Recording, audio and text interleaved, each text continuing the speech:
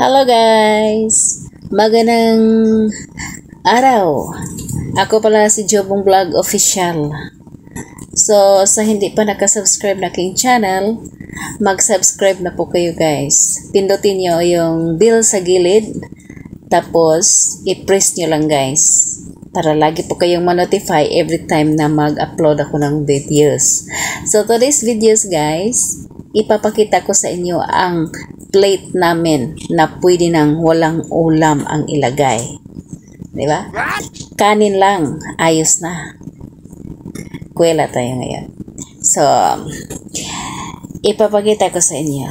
Tcharam!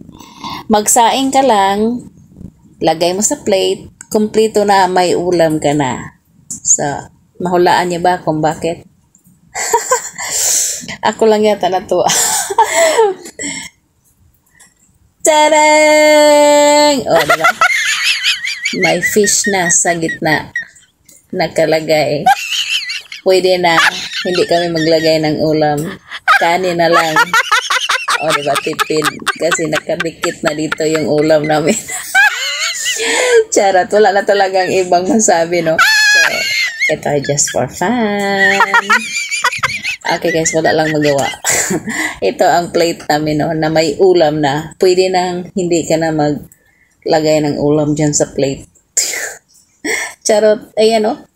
Kasing laki ng mukha ko. What? Bye.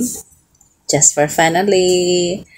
Thanks for watching guys. Don't forget to subscribe. This is Jobong Vlog Official. Thanks for watching.